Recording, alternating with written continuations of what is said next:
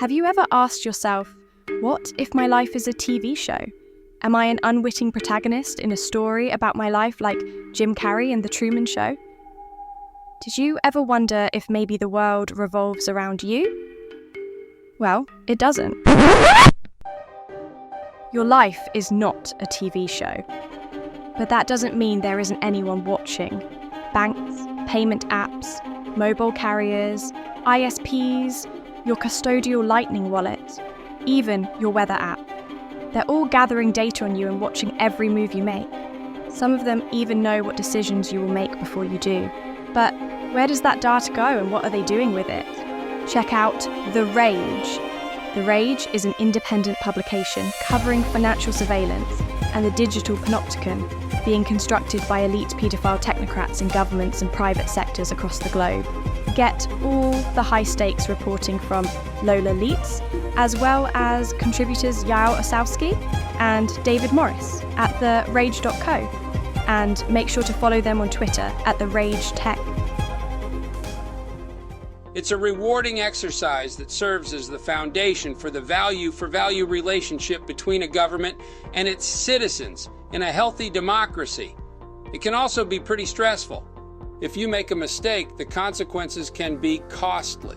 For most people, tax season is the most stressful time of the year, but if you're a Bitcoiner who values compliance, the stress doesn't end on April 15th. That's because being a compliant Bitcoiner is like being a mom. It's a never-ending job. That's why I developed Compliance Shield, the all-in-one solution for protecting your compliant reputation.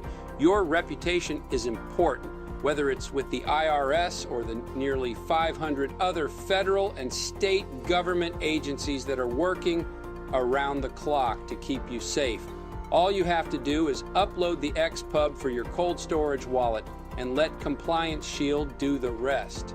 Compliance Shield's state-of-the-art algorithm runs on top of our cloud-based Bitcoin core node and monitors all your Bitcoin addresses for suspicious activity, dust attacks, and much more.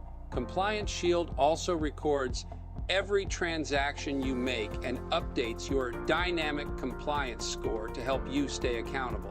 Compliance Shield even monitors the recipients of your transactions for up to 1 year to ensure you're not transacting with criminals or serially non-compliant counterparties. Compliance Shield lets you label addresses belonging to your friends and family and reports them to all relevant law enforcement agencies.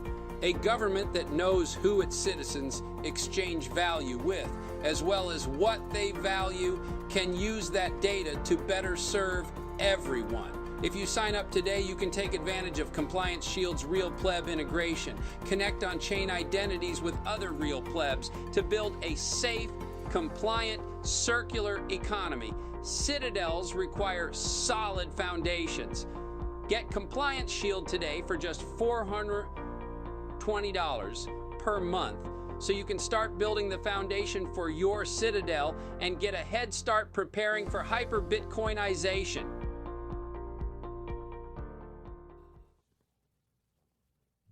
Welcome back to the Bugle Weekly. It's nice to have you. It's been a big week. Bitcoin is reclaimed 82K.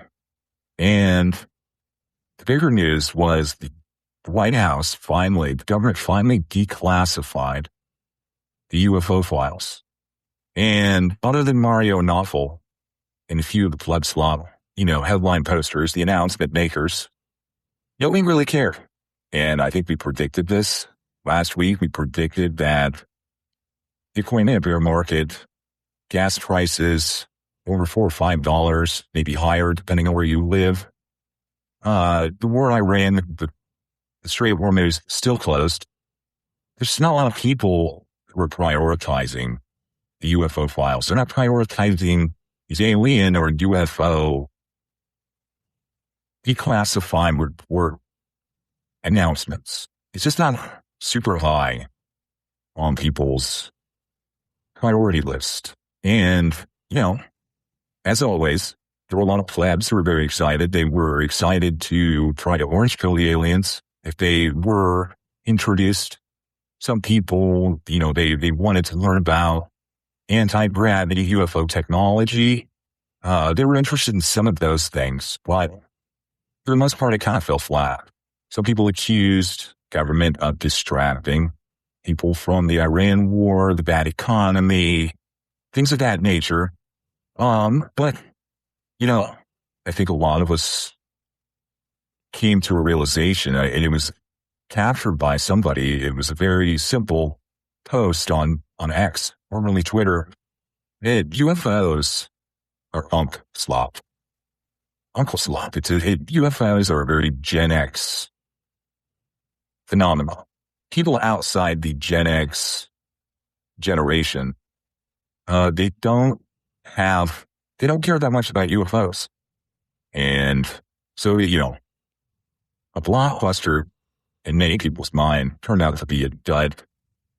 Did you see any UFO files that you found interesting or found fascinating, learn anything new?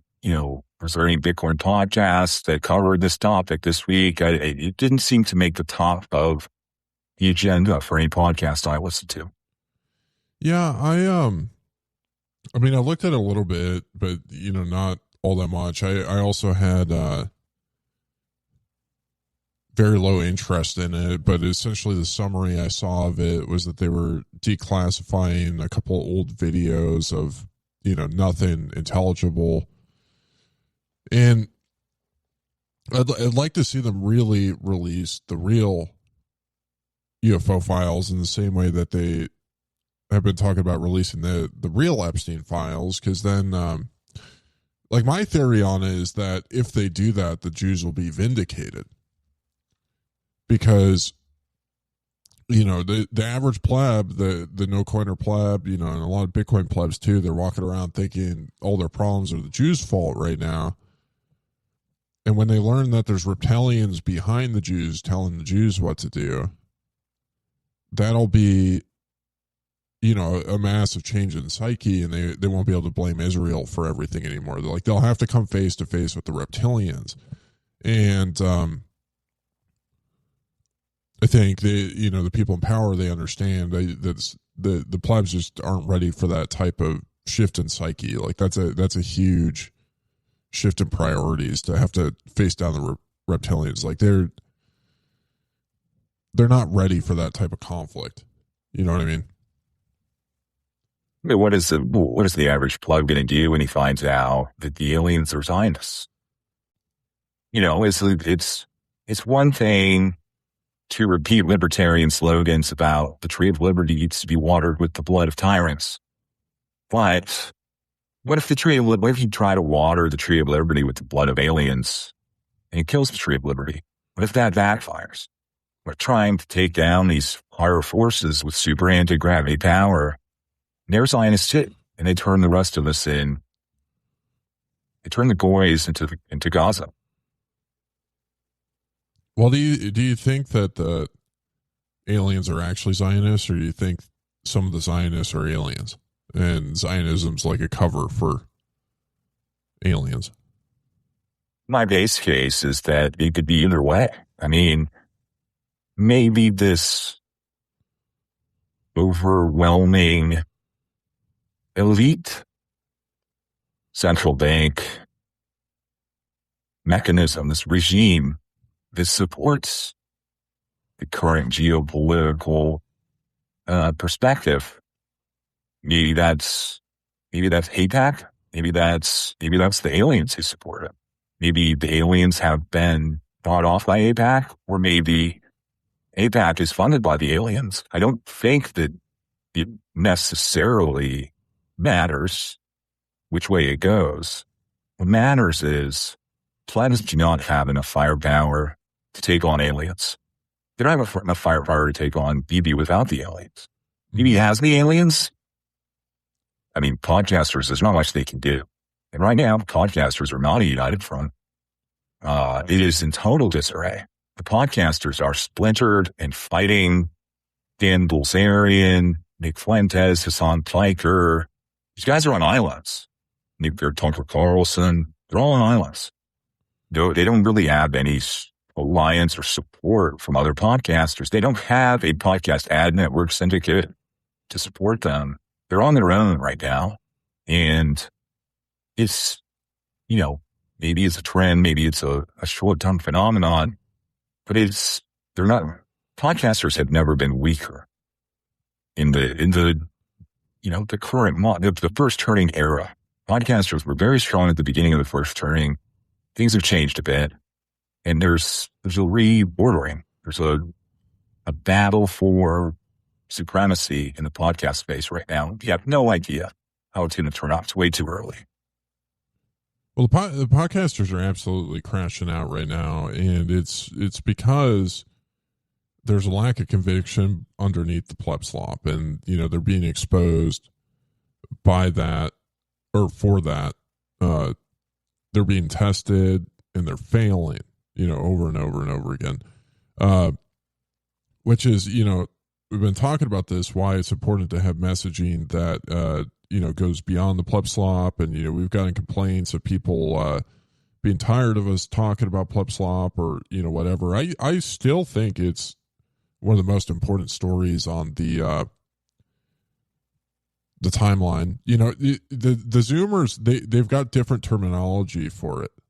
I don't know if you've seen what they're calling it, but they're calling it the pleb sloppers algorithm goblins. And Gen Alpha's all over it. They're a little bit more astute than the Gen Xers and even a lot of the millennials when it comes to this stuff, because they know the game. Like, they were all iPad kids growing up, and they're just like native citizens of the internet. Whereas, many of us are immigrants to the internet in a lot of way. Yeah, I don't know. Like, on the topic of aliens, I think there is a really interesting angle to be explored. The President Donald Trump is understanding. He's finally coming to the conclusion that something has to be done to make taxes a little bit more affordable for the plebs. He's looking at suspending the gas tax so the plebs can, afford to drive to work in order to be able to earn money to afford their taxes. But there's a real possibility here that if they acknowledge the existence of aliens, that increases the tax base. Because there's this real problem that's happening right now that not very many people are talking about, which is that AI is replacing women's jobs in the workforce. And so HR is becoming increasingly less necessary. And there's a lot of jobs that are disappearing from the market, which means a decrease in taxpayers, which means a increase in the national deficit, and this deficit could be tackled by taxing the aliens. Well, aliens can afford their taxes. I think that is one of their shining features. But you're right. I mean, we don't need HR. We need extraterrestrial resources and human, some kind of mixture there. AI is going to be taking people's jobs, but aliens are going to be taking, aliens have already been taking jobs in the labor sector. But now extraterrestrial aliens threaten jobs in the email sector. Aliens much better at email jobs than, most people with college degrees. I think that is the safe hypothesis. Where I'm thinking about is who's the biggest loser in this scenario. I hate to harp on it, but they're going to be caught with their pants down. It's the plebs.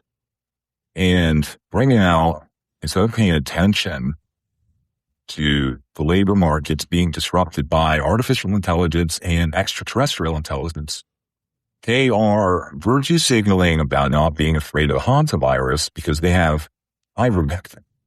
And if you look at the prediction markets, the hantavirus epidemic, despite the sensational headlines, It's only predicted at like 2 or 3% likely.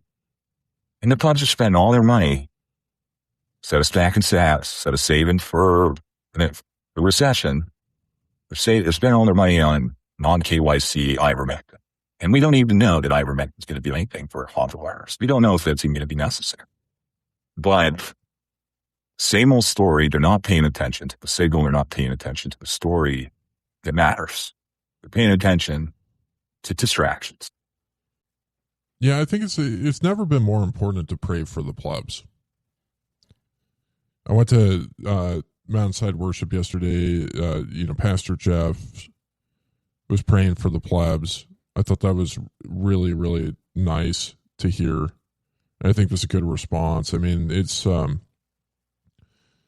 I think a lot of people have an animosity towards the plebs right now, and it's just you shouldn't blame the victims. Ultimately, at the end of the day, I just think it's a bad tactic. Are you worried about the hantavirus? Not particularly. I mean, I want to know if it can get the aliens sick. If it can get the aliens sick, then I might be a little bit worried about it. That could create a lot of disruptions. Yeah, I think that, the hantavirus is a rat virus, but I think the more important thing is the fact that we need to be talking about people who go on cruises. It's 2026 and people are still going on cruises. These cruises are all of them potential pockets for economic disruption. If another virus breaks out, the economy goes from being fine to, the alternative state, which is shambles. We don't need the economy in shambles. Should, you've been asking this question, should plebs be allowed, in multiple different scenarios, should plebs be allowed to go on cruises? I think that's a good question. And,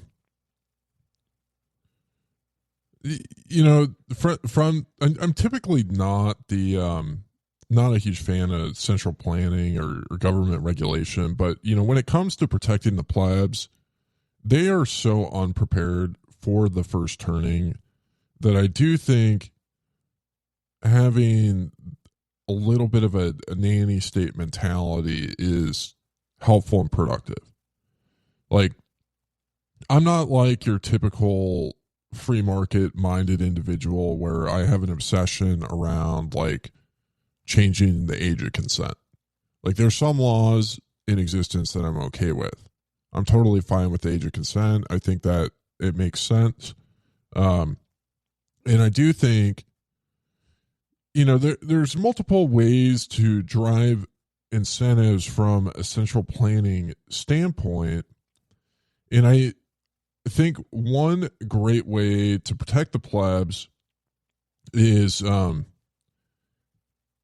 if you were to, instead of making it illegal or having like a special digital ID for plebs and non-plebs, to determine whether they could go on cruises, is to eliminate activities that plebs like to do exclusively. So I think, like, if you passed a law that in international waters,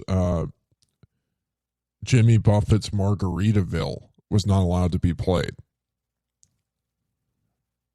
the plebs would no longer want to go on cruises, if that makes sense. Like, I think there's different creative dynamics like that could be implemented and explored. Stack chains on cruises. That would be a pretty good disincentive. No stack chains on cruises. No Jimmy Buffett Margaritaville. Doing spaces on cruises.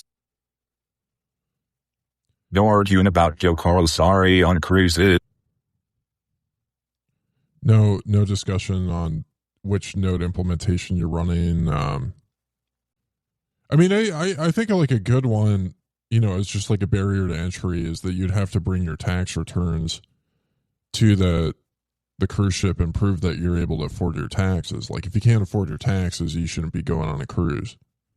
And that might be a good thing to do in, the Vegas casinos too. It's like, if you didn't afford your taxes that year, you shouldn't be able to sit at the slot machines all day. This would be a political thing because if you can't afford your taxes and you can't go on a cruise, that puts the cruise industry out of business day one. I mean, right now, the cruise liners are already in disarray after the shutdown, the bankruptcy of Spirit Airlines. Now there's no way for people who go on cruises to get to cruise. Didn't Carnival go bankrupt as well? I don't remember. I felt like I saw that somewhere a while ago. I think they were in trouble in 2020. I haven't seen anything. I'm not saying they did it, but I haven't seen anything about that recently. Disney cruises are not in trouble. And Disney adults are kind of like the spiritual cousins of plebs. And for some reason, Disney adults seem to be able to afford their taxes, even though they don't look or seem like tax-affording citizens. How do you think they pull that off? That's a question scientists have been trying to answer this question for years. They've got a Medicare motor scooter, but then they're able to spend, I don't think two people can go to Disney for a full day for a minimum of $2,000. Like my understanding of Disney adult is like they're essentially on the carnivore diet, right? Where they're like all they eat is those giant turkey legs that they have at Disney World. Yeah, it's a carnivore diet they only eat turkey legs and big gold size, soft drinks. It's kind of their diet, just a turkey leg and a huge Mountain Dew. Do you think that Pleb Cruz is secretly a Disney adult? I don't think he's a Disney adult. He is in Neverland in his own mind, but it's not the same Neverland as Peter Pan. It's like a Neverland with no blue lights, no infrared. It is a Neverland where your thyroid never gets, never grows up. He's been really obsessed with the Fabian. He's been accusing everybody of being a Fabian recently. Are you familiar with the Fabians? Yes. So I wouldn't say I'm an expert on the Fabians, but yeah, it was somewhat of a secret society at some point, right? And that they're kind of the ones that came up with a lot of like the globalist depopulation agenda, I believe. They were like kind of the pioneers on that front. And he called Dr. Back a Fabian at one point.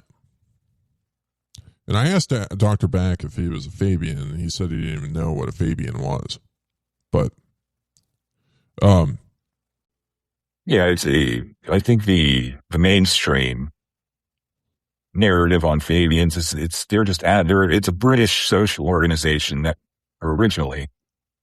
advocates for democratic socialism slowly, like a pragmatic approach to over time spreading the ideals of democratic socialism, which is bad, of course. I don't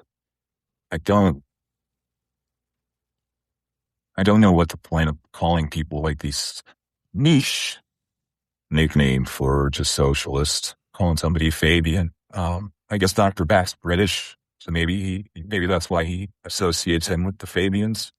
He doesn't seem socialist to me either, but then again, we've never talked politics. Yeah, it seems like the Fabians were kind of started in the late 1800s and very involved in British politics and New Zealand, and it centers around, it's like all the socialist parties and the funny talking countries like New Zealand and Australia. But yeah, I mean, there seems to be this theme of like everybody is looking for somebody to blame for all their problems. And so, for some people it's the Jews, and I think there needs to be a questioning of Marty Bent. Is he secretly getting Zionist funding behind the scenes, because he is platforming almost exclusively individuals that seem to have a major hard-on for the city of London? I don't think any of us like the City of London or the British royal family. I mean, I've been rooting for Irish independence for forever. You know what I mean? And not that I really care, because it's, they're a bunch of Europeans, but like, I've been rooting for Canadian independence too. But I don't know. It's just like, if you're gonna, there's like three contending groups that if you're gonna choose from who runs the world, so the lizard people, the Jews, and the British people, the City of London. I think we all know the answer. It's pretty obvious who runs the world. It's not the City of London. And I want to pick the brain of somebody who wants the City of London to be the center of the decision making around the world, because love them or hate them, the Jews do a much better job than the British of running the world. Yeah, I mean, I think like having like an Earth first policy would be, which I think this is going to be the replacement of America first, is instead of deporting all the Hispanic people, deport the lizard people, and put the Jews back in power. And I think things will work a lot better. And yeah, but not the British. I mean, the last thing we need is the proliferation of beans for breakfast. Come on. Or, British people drink warm beer. They drink, room temperature beer. Beans and warm beer. It's just not going to be a winning political message nowadays. I think they just like did a total ban of cigarettes for people born after a certain year in their country. After 2008. Anybody born after 2008 is barred from ever purchasing cigarettes, which if that's not indoctrination and brainwashing of children and handicapping them to never be able to think for themselves, that's not like a bad omen. I don't know what is. Yeah. I mean, I didn't realize how much I dislike British people until I was in close proximity to Peter McCormack at the podcast or at the conference. I mean, it's just, he's not the type of guy you want to hug. You know what I mean? He's one of the better ones. He's one of the better funny talkers. Like, he's at least got, I was actually kind of impressed with how unpleasant it was to be in his, energetic field. But, Danny, he's one of the better Brits. I agree. But, at the end of the day, they just don't love freedom enough. They always talk about freedom very academically or very clinically. They don't talk about it like it's the freedom is coming from their bone marrow. And that's probably fine for 90% of the podcasts. But, when shit hits the fan, you need a true pioneer. And British people are, at least the current iteration of British people, you could not be further from pioneers. All the British people who were pioneers left to be pioneers over the past, 500 years. Yep. And what's left is, they talk about the British aristocracy as this like inbreeding, and like this is almost like this incestuous inbreeding. Like, that's why they're so ugly and they have such goofy teeth. It is generations upon generations of pleb inbreeding, and that's when you end up with the human version of a pug, like the dog. And that is the British. It is generations upon generations of pleb inbreeding, and the discarding, or even the outward hostility to the pioneer. The British people hate pioneers. They think they look down on them for some reason, but they shouldn't. Well, they're the anti-pioneer. Of course they look down on them because they're resentful. They're resentful and they're jealous that they're descendants from the people that were too weak to immigrate into the New World. This is just the problem with interacting with Europeans at all, is they don't get it. They don't get how significant it was to come to the New World. Like I've been schooling that Giovanni Power Law guy on it because like he's always talking about how great Italy is for some reason. The modern Europe is made of people who are content to be demoralized and domesticated in exchange for a universal basic glaze. They are promised, the Spaniards, they get their glaze, their siesta, their holiday time. They go to Ibiza and Mallorca, and some of them go to Morocco. They just give me my living glaze and let me go about my day. And you can do anything you want. You can take away all my rights. You can take away the rights of my children and grandchildren, smoke cigarettes. And I don't care because you're giving me this universal basic glaze. It's, not to let the American boomers off the hook here because they're kind of doing the same thing. They're gambling. They're universal. Their social security, their retirement glaze at the slot machines. They're not giving their children their houses, their property, their assets. They're gambling it all away. But at least the boomers in America, they kind of have taken their destiny into their own hands to some extent and said, once I get that glaze every month, I do whatever I want. You can't tell me what to do. As long as I pay my taxes on my glaze, there's nothing you can make me do. With the British and the rest of the Europe wars, it's like they didn't even have air conditioning. They're not even allowed to have air conditioning in summertime. Yeah. They just spend their glaze napping and being docile. Well, one of the aspects of American superiority that I don't really hear discussed is that, one of the benefits of being the capital district of the Hunger Games is you have a magnet effect where you can attract the world's greatest talent and you kind of pick and choose who you usher in. And like one of the greatest, tactics in the world is, America has no, really low interest in soccer. And so like the Europeans are always complaining about how, lame the Major League Soccer is. It's essentially like a retirement home for any of the good European players, like David Beckham or, whoever. Maybe did Cristiano Ronaldo come and play in the U.S.? I can't remember. I don't follow the inferior sport of soccer, but it's just, it's a sport where, men act like little girls, essentially, and they just like fall over if somebody like breezes by them and they throw a hissy fit and, the refs like show them flashcards and, it's like, but, in the capital district of the Hunger Games, it's a melting pot for all the talent. And so,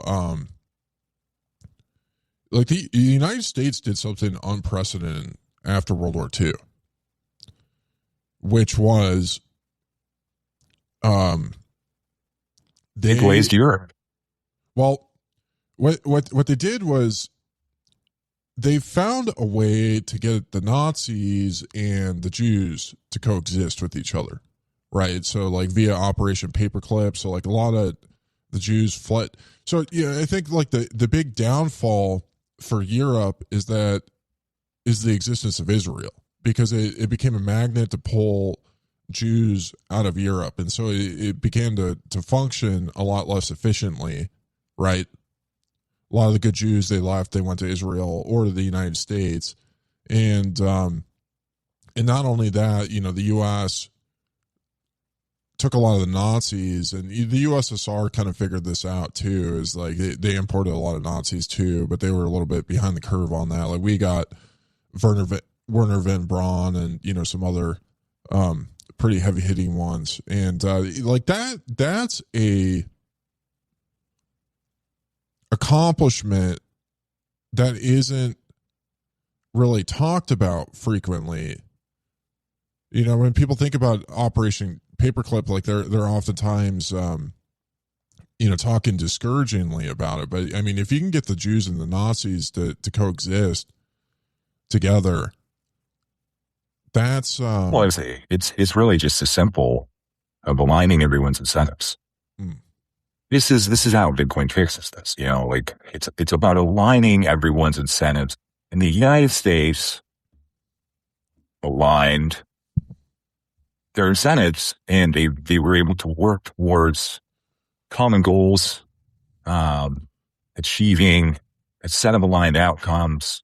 And this really was a boom for Asia. But having the release valve, Zionism, is what allowed this to happen. And incredible forethought. There's no way that the U.S. politician could pull something like this off today. There's way too much infighting. The podcasters don't agree. But it was an amazing feat that was pulled off during the last first term. So when I say like the politician couldn't pull this off today, I think that it's because we're early. I think there's some, maybe some sort of movement that could come along later in the first turning. But it would look much different today. And I don't necessarily know what it would look like today. More Bitcoin news. Oh, go ahead. I don't know. It's just interesting to think I think this is part of the reason why Europe is so hostile towards Israel in general, is they're resentful that the Jews left them stranded without any guidance. Surrounded by Muslims. Yeah, if there's one group that knows how to handle the Muslims, it's the Jews. They've been doing it for forever. Like famously, I mean, this isn't talked a lot about in the history books, and some people consider it a very controversial topic, but there was a Jewish empire that sat in between, and you can read this on Wikipedia. It's like it is mainstream, but it's not mainstream in the sense that it's talked about frequently. There's lots of people that talk about it on like BitChute or whatever, and they've got their slop conspiracy theories about it. But the Tatarian Empire was in many ways what kept the Muslims at bay from taking over Europe and the Byzantine Empire, which was very essentially floundering at the time. And it was I don't think it was really like ethnically a Jewish empire, but religiously it was. And I do think it was the royalty was, the nobility was Jewish. Are you familiar with this? Vaguely. I don't know the history very well, but I'm familiar with the terms and the storyline outline. But I don't know. Are you going to elaborate more on this? No, I just wanted to drop a kernel for the listener to potentially go down a rabbit hole if they wanted to. Yeah, nice. To switch topics, one of the big news clips, items, whatever you want to call it this week, was Jeff Booth's performance at the Bitcoin conference, and his, people have their opinions on it. People think that he is, something's happened to Jeff Booth. He used to be very respected, and now he's just spewing nonsense, things that don't really make any sense. But to really understand, you have to read between the lines and see what he's getting at. Jeff Booth recently announced that, and we talked about this a few weeks ago, Joe Rogan advocated for at the White House and President Trump decriminalized the use of ibogaine. Jeff Booth came out and said a few months ago that he had an ibogaine retreat and that he fully endorses it. He says he's a completely new person and that there's no negative side effects. So right now, Jeff Booth is speaking kind of, similar to the criticisms that Alex Jones received years ago. where it sounds like he's just talking complete gibberish, like almost possessed by some kind of being and just spewing nonsense. But it ended up all being true. He's just using language that the plebs can understand. And I think that's what Jeff Biz too. I think Jeff Biz gigafried his brain. And I use that not as a pejorative. I use that as a word that plebs understand. And he has rewired his brain, and he has figured out that Bitcoin fixes quantum risk. Isn't threatened by quantum computers. It fixes quantum computers. And there's just really no way to communicate and elaborate on this without sounding ridiculous, without sounding like slop. But my base case is that he might be onto something. And this ibogaine helps him. Have you seen these clips, or have you heard Jeff Booth? Do you see a man his brain has been completely rewired and incentive aligned by ibogaine, or do you hear gibberish? The problem I have with Jeff Booth is the problem that I have with listening to Dr. Adam Back is they both, and their the way their voice works, and just listening to them, I get really sleepy. So I typically, use his podcast appearances as, like instead of taking melatonin or Ambien or something, when I really need to sleep. So I don't know. I haven't been able to get through them. I've just seen people's commentary on it. And I think it's, there's really difficult reality, which is that if you're going to discuss things that are in the quantum realm, you kind of have to have been there, if that makes sense, to effectively understand it. And so like the use of, some say the use of things like ibogaine will take you there. And so I've heard through other people's experiences that can be productive, but I can't confirm that, from personal experience. I have to ask Kurt Demeester. He's the other guy that did ibogaine down in Mexico.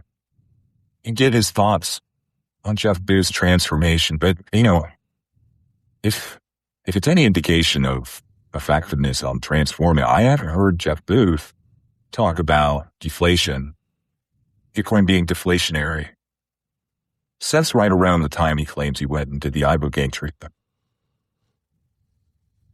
I don't know if that's good or bad. I mean, maybe his thesis has changed, but he's at least talking about something new. And he is talking about, and Jason Lowery backs him up on this, that quantum computers cannot threaten Bitcoin due to proof of work. And it's that simple. Well, from my very limited understanding of quantum computers, it sounds like quantum computers are incapable of doing proof of work right now in the traditional sense. Right.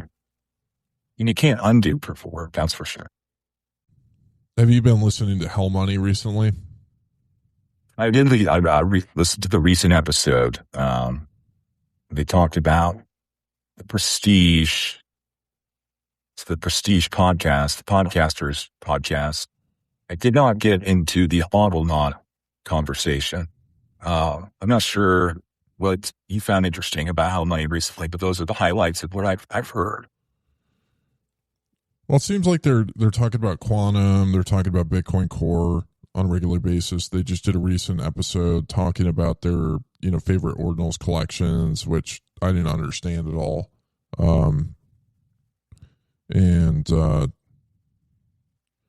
It seems that Aaron and Casey think that they can ally themselves with the Bitcoin plebs, and that's their strategy right now. That if they pass an olive branch to individuals like HODLNOT, they might find some allies in their endeavors. Well, they're both grumpy about it. They're both grumpy at core right now. HODLNOT and Casey have been rebuked by the core developers. Yeah. I just don't think that they're going to find an ally in like Bitcoin Mechanic or Luke, even if they pass him an olive branch. Being allies with the plebs is like being allies with a stray dog. It may seem nice, but they'll just turn and bite you. Really, there could be no warning. It's just a dangerous, but just unreliable allies. They're like the Kurds in northern Iraq. Yeah, I wish them luck on their endeavor, and it will be interesting to see how it goes. I mean, pivoting to plebs is, I don't know what a better pivot in content is, pivoting to precious metals like Marty, pivoting to AI like a lot of individuals, or pivoting to plebs. But there's a lot of individuals that are trying to pivot in one way or another. And I don't really blame them, because as I'm checking the timeline, it just, from the way people are behaving, it kind of seems like we're going to be in a very prolonged bear market based on people's attitudes. I don't know if you've got thoughts like on that.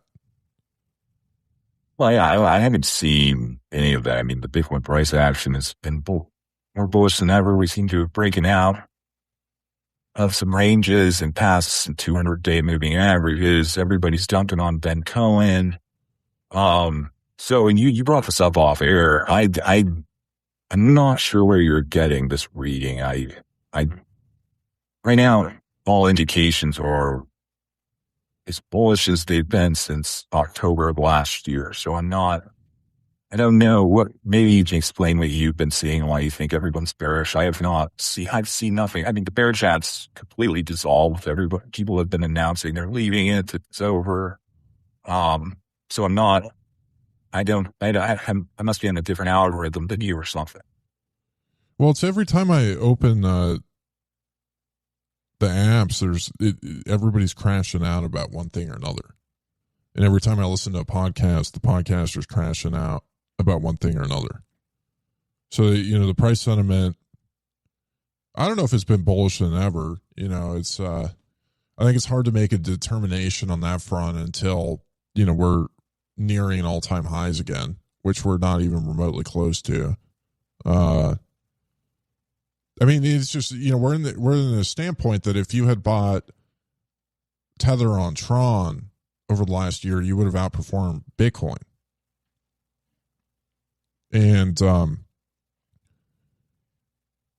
I think that's part of the reason why people are crashing out, because they're wondering if they should have bought Tether on Tron instead of Bitcoin. And that's a really tough position to be in as a individual, like a Bitcoin podcaster or whatever.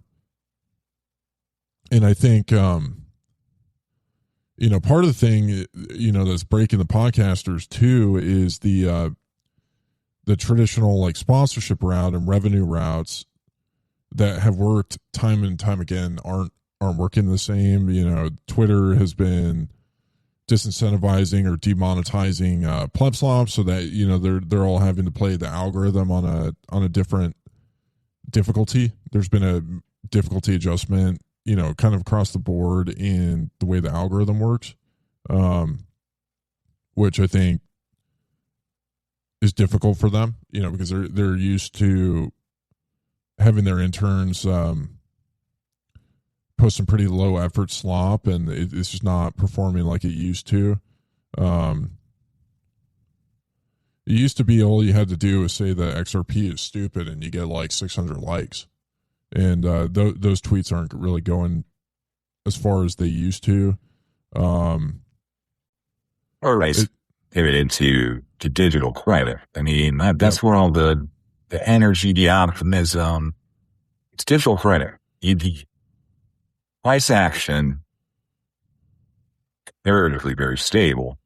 But 11% dividends, you're logging every S&P 500 dividends account. You're logging you're logging everybody. 11.5% dividends, and they pay monthly. This is where all the movement is. And you got SATA, S-A-T-A, that's coming in. That's like 13% dividends. Who's behind that? Santa it's Strive Asset Management. So Strive is kind of like the Berkshire Hathaway of paper Bitcoin companies. They acquired half the paper Bitcoin companies after paper Bitcoin summer got rained out last year. So Santa's kind of like all the paper Bitcoin companies coming together to take on and compete with Michael Saylor. And that's where all the momentum is right now. I mean, Santa's got, whereas the old paradigm, the forward-turning paradigm, was podcasters funded by hardware wallets. Now they're being funded by, public equity. The money coming into the stock market. And they're building a paper Bitcoin syndicate to take on Michael Saylor. And then, Jack Mallers kind of going on his own, so to speak, in terms of not joining Strive, but, kind of partnering with Tether. They're great at keeping assets stable and not depegging. So it's kind of all coalescing around this battle for who can take down Michael Saylor or compete with Michael Saylor. There is not much, there's no need to battle it out with the XRP army anymore or these other shitcoins. Crypto's effectively dead. Ethereum hasn't had an all-time high over 5 years. XRP's, the army, everybody went AWOL and they've gone on to other things. All the action is moving to these structured paper Bitcoin products. Do you think there's any way that Peter Todd could recruit the XRP army to fight in Ukraine? Well, I mean, Vladimir Putin said the other day, maybe yesterday, that war's coming to an end. And it sounds like, the XRP armies, they can't even be used there. I mean, maybe they can go help open the Strait of Hormuz. Maybe XRP Ripple will put out, some sort of public relations piece about partnering with the Strait of Hormuz to test remittance payments. I don't know. But there really is no need for the XRP army anymore. And, people who've made a living dunking on shitcoiners like this, that's just crashing out because they don't, nobody cares. You're beating a dead horse to make fun of Ethereum and XRP and all these other ones. Just nobody cares anymore. I mean, there's nobody to dunk on it. They're all gone. Yeah, it's true. Well, I went on the Fish podcast last night, and I'm curious, Rod, would you be willing to sing a song at Lake Satoshi if we got a backup band? I mean, I'm always down to sing. I mean, if I'm invited to sing, I'm always down. I'm inviting you to sing. I don't know if Fish is good for live, unless you're actually Fish and you have a backup band who can jam for 25 minutes and then you sing for 3.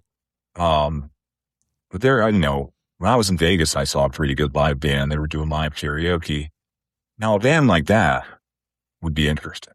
But what did you have in mind? Are people going to sing Fish at Lake Satoshi?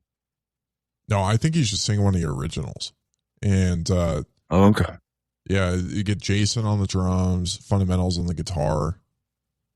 I don't know if we really need anybody on the bass, but you get a little trio like that. I think that would be pretty fun. I think I'm going to sing Under Chemtrail Sky.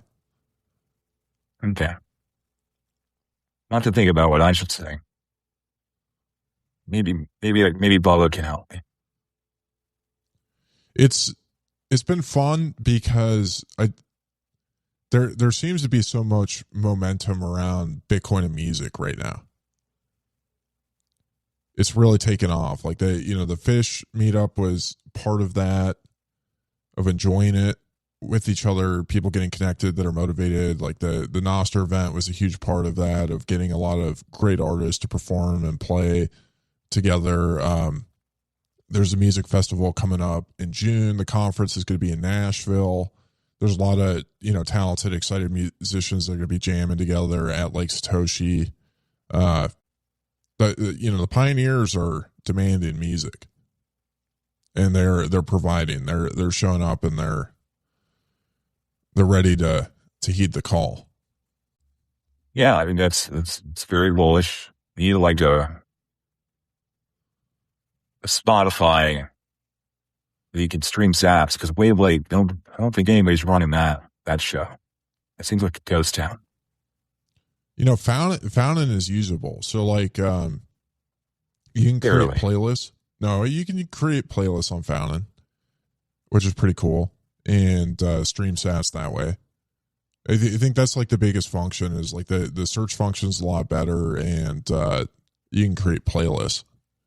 Like I think those I mean it's definitely not even remotely close to any mainstream music streaming platform, but it is probably the best that is out there at the moment. Wish Jack would figure something out and integrate Bitcoin in the title.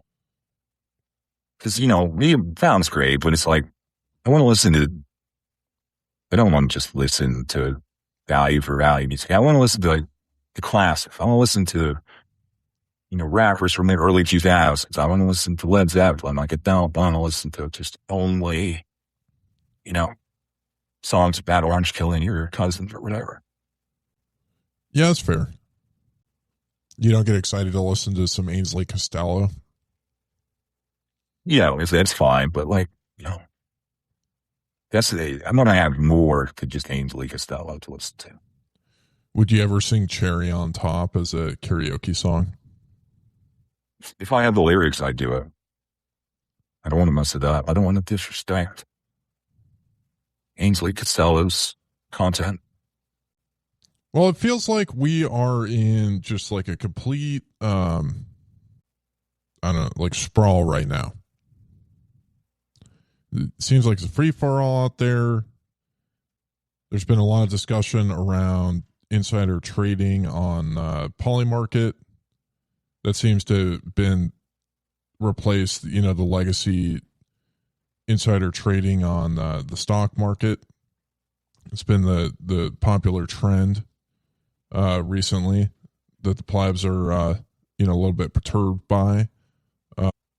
You know, I guess like, you know, maybe a good last topic before we go into the boost is there. I saw on Predix this week, somebody made a market for the likelihood of Swan winning their lawsuit against Tether. You got any thoughts on that? It's an interesting one. It seems like the chances are low. Last I looked, it was like low 20s. But you know, Swan seems to have kind of pivoted from Bitcoin. They've got their new AI protocol to help high net worth families see all their finances on one AI dashboard. Nobody really knows what this thing is. Corey's been marketing it using words that nobody uses, terms that nobody uses. Nobody knows what any of these words mean. But it does seem to have created speculation that they've kind of been moving on. You know, it'll be interesting to see if any of the judges, jury, lawyers involved in the lawsuit decide to insider trade this market. But, you know, Corey hasn't talked about it. He hasn't mentioned it. He doesn't seem to be following any sort of like lawyers' advice about not talking about lawsuits and following gag orders. So it seems like if he was bullish that he would have brought it up, and he hasn't. So I don't know. We'll see. It's interesting. It's fun. You can have a prediction market for anything. And this is a good example. Do you think like the draw to his like AI doodad that he's selling is you have to use his doodad to understand the language that he's using as like a translation function? That's got to be one of them, and that's what people have been talking about. It's like, I want to pay $200 a month for this doodad just to see what it is, because you read Corey's tweets and it's like, none of that makes sense to me. I cannot identify with or sympathize with any of the things he's saying or causing real anxiety and strife for families. Like it's completely out of nowhere. Doesn't look cool. Doesn't have cool logo or graphics. Just kind of seems like a Swan website with different colors. I don't know. Everybody's talking about it. I mean, people are in his, I replied, I said, is this word for high, it says it's for high network families. What about high net signal group chats? And his reply to me didn't even make sense. I have no idea what he was even talking about. So Corey and I have AI psychosis. He might just, I don't know. I'm not sure what's going on with him. Speaking of AI psychosis, have you heard any updates on how Preston Pish is doing? I haven't heard anything. I haven't heard. I put out some feelers to see. I just check on him. People said he was recovering from like a shoulder surgery or something. They didn't mention how he injured it, but wish him well. I hope he's doing well at AI psychosis rehab. Well, cool. Well, folks, let's see what we got for Found and Base this week. We got Late Stage Hodl. 6,006 sats says, great to hear y'all, and sounds like the hugs were worth the trip alone. Wish I had been there to give you a hug too. Good thing Dennis Porter doesn't get close enough for a hug or you'd have poked him in the leg. Y'all didn't say anything about RHR Hot Stale Takeover. It sounded like they turned your mic on mute and gave you only soundboard permissions. Yeah, I mean, it was fun. It was okay. But yeah, I'm glad that Dennis, I don't know, that just would have been an awkward situation hugging him, I guess. Yeah, that's true. If you're gonna hug Dennis Porter, make sure you're wearing your work pants, like steel dudes, or like steel, your those bags that protect your front from EMPs. They're like your Faraday chains. You don't want to have an awkward situation with Dennis, but it would have been nice to give you a hug as well. Late stage, I was unable to attend a hostile. Nobody's really talked about it. I saw some videos. It was cool. It's just about hanging out with your friends. Doesn't really matter what's going on unless you pay for tickets, I guess. Yeah. Next boost is from Sasha Hodder, 5,440 sats. Great show. It's nice to meet you both. Missed the show last week. It's nice to meet you too, Sasha. Nice to see your husband's panel. That was really entertaining. You guys are a funny couple. I mean that in a good way, not a bad way. It's just, reminds me of Haley Lemon and Captain Youth. High-powered attorney and the artist husband. It's kind of a good combo. You guys are great. It was nice to meet you. What was her husband's panel on? I didn't know that happened. It was about Pepe frogs. Pepe frog art and like subversive Pepe frogs. What was your takeaway from that? The Pepe frogs were more popular than ever. It was the crowd was hooping and hollering. It was a blast.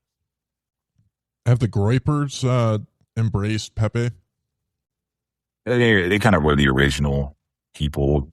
The Pepe community kind of forked.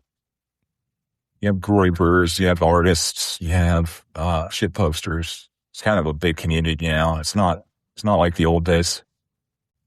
I'm gonna have to go and watch Sasha's panel because I have not seen that yet. Jason C, 4,224 sats says, adding 40 hugs per week to my rotation. Bitcoin podcasters hugs hit hard, highly recommended. 40 hugs per week isn't enough. You need 12 per day. I think that's the official minimum. So you gotta like almost triple that, Jason. Bitcoin podcaster and I would say more, especially Dennis Porter's in the room. Next boost is from Used to Read a Lot, 2,000 sats. Nothing wrong with a little time off. Totally agree with that. Especially it's almost summer. Time off is sacred. Yeah, I mean, it's just nice to go out, touch grass, get some sunlight. You got to take advantage of it while it lasts. And weather where I'm at has just been absolutely incredible. It's like hard to stay inside for me right now. Stack Jero 1000 sats says, pleb slop reflection, Bitcoin has already won. It's the optimal base layer money. We just need to build the layers on top to bring these properties to the world. No force required. Just make it available as an opt-in parallel system. The painful path to low time preference is TBD. Fiat is opt-out too, but the entities in charge hide the fact they'll make your life harder while selling convenience as the easy choice. I mean, it's pretty great to buy cigarettes with Bitcoin. To me, it's already won. That truly was a pleb slop reflection, Stack Jura. Appreciate the boost. Excellence from Game Satoshi, 521 sats. Brian Wisp, thank you for your time. What is Wisp? That's something we talked about last week. I don't remember. Shadrack 323 sats says, welcome back. Hashtag 40HPW. Okay, so I heard a cool story. So Shadrack apparently went on bowl after bowl with Sir Spencer. And I guess I got boosted by Adam Curry. So Shadrack kind of went into the big times last week. And I need to go check out that episode and hear what he was talking about. But heard that. I thought that was pretty cool. Anytime you get Adam Curry to boost, whatever you're doing, it's pretty cool. Next one is from Noster Gang, 111 sats. Hard playing hard. Thank you, Noster Gang. Silas Stormbrook, 121 sats. Bugle's back. And then like 100 Bugle emojis. Thank you, Silas. ETC on board with the next 3. Next year, hugs inbound. Hugs are underrated. And wore the Bugle news. Red shirt in Vegas. Okay, the red one. I think that was made for TabConf. Did you get that at TabConf? Yeah, there was a special run of shirts for TabConf that were made last year. That was cool to BTC on board. Thanks for wearing the shirt. So Yoxie 100 sats says, sorry guys, autocorrect and late night post. I met the Hawk 2 girl and blonde's not going to prison or been satub on a bus station. Anyway, glad to boost you. Or Blue Scott you. I don't know what any of that means, but it sounds like the Hawk 2 girl's not going to prison.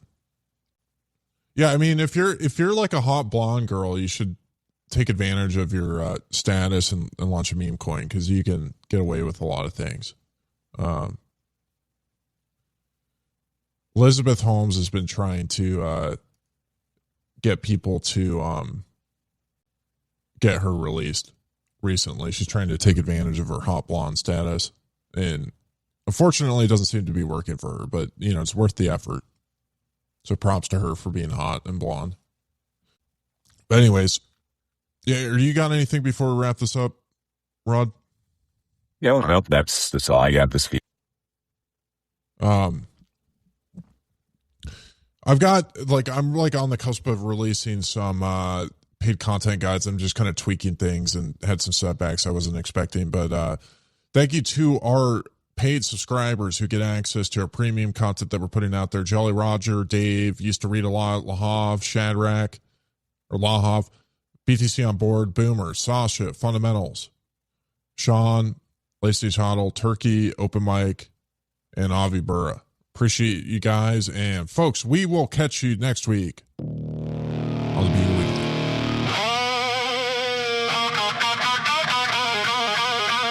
Yeah. You don't like the smell of it?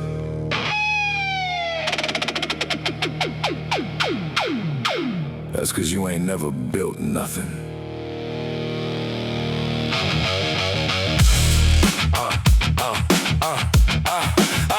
Yeah.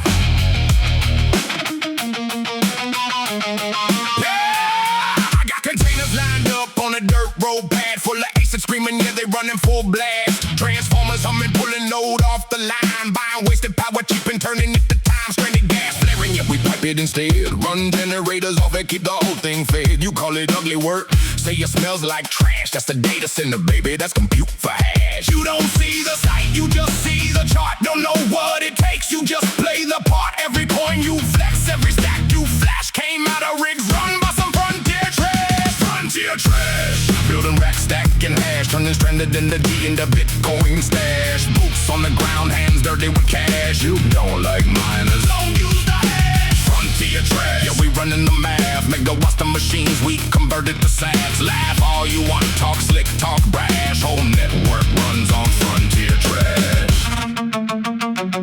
I'm talking uptime targets, firmware updates, cooling systems dialed so the chips don't bake. Immersion tanks, bubble fans scream loud while you buy the top from your app in the cloud. You ever swap a board in the middle of heat? You ever taste the pulse running robot S19s? You ever lose a rack, bring it back from a crash? That's a long damn night just to keep up the hash. You don't run nodes, you run mouth. Plugged in life with a plug pull sound. Frontier trash. Building rack, stacked in hash, turning wasted megawatts into Bitcoin stash. Middle fingers up while we counting the cash. You still depend on frontier trash.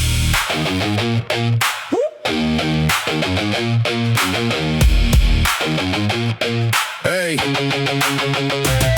ain't no suits out here, just steel and wire. Just a diesel tank and a backup supplier. Yeah, it's loud, yeah, it's rough, yeah, it smells like gas, but that's proof of work, that's frontier trash. I ain't saving the world, I just run my side. Keep the miners online through the day and night. But when banks fold fast and the markets crash, you'll remember the guys who secured your hash. Now Wall Street wasn't talking Bitcoin play, but they never built the farm, never worked a day. They securitized yield, tried to smooth the graph. We still out here dealing with the real world math. You don't hate the system, you just hate the look of a guy in boots instead of some white paper. But you ain't better than me, you just hide it with class. I say it straight up, I'm frontier trash. Frontier trash, yeah, we live, we last. Turn the edge of the grid into Bitcoin stash. From flare gas wells to we're shipping crate stack. We the backbone, knows that, keep it intact. Frontier trash, yeah, remember the name. When the price goes up and you join the game. Hate it, love it, still tied to the hash. You're forever plugged into frontier trash. Fans still running, blocks still found. Somewhere off grid, outside your town. You can talk all day, you can laugh, but you're still running on frontier trash.